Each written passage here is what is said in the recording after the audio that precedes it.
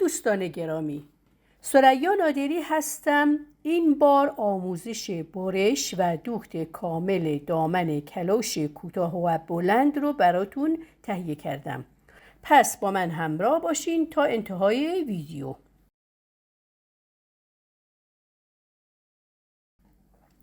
پارچه مورد نیاز بستگی به کوتاهی و بلندی قد دامن داره. قد از کمر تا جایی که مد نظرتون هست را یک بار از خط وسط پشت و یک بار هم از خط وسط جلو اندازه بگیرین. سپس جمع این دو اندازه را به اضافه 20 سانتی میکنیم.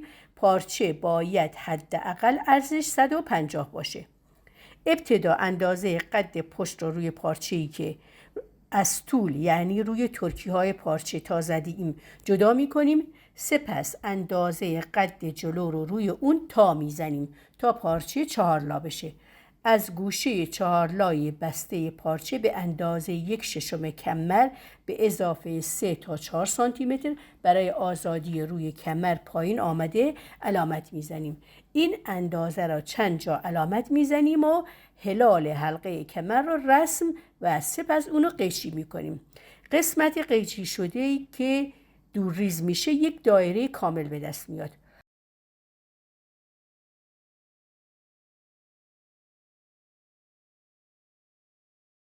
حالا باید قد جلو و پشت دامن رو هم مشخص بکنیم. از خط وسط جلو شروع میکنیم. به اندازه مورد نظر روی دو لای بسته جلو جدا کرده و هر بار که به طرف خط پهلو حرکت میکنیم این اندازه رو به اضافه 5 سانتی میکنیم که 3 تا 4 بار باید این کار رو انجام بدیم.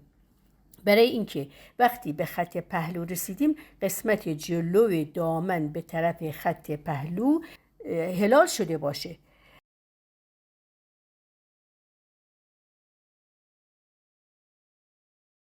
در خط پهلو به طرف خط وسط پشت نیز این کار را انجام میدیم، ولی هر بار اندازه را افزایش میدیم به دلخواه خودمون، چون میخوایم که پشت دامن بلندتر از جلوی دامن باشه.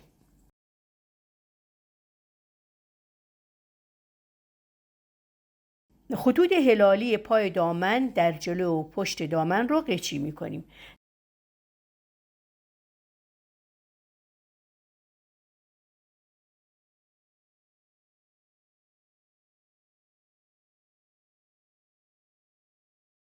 اگه آموزش براتون مفید بوده ویدیو رو لایک کنید و اگه عضو کانال نشده اید برای دریافت ویدیوهای بعدی و قبلی کانال را سابسکرایب و زنگوله کنار اون رو انتخاب کنید.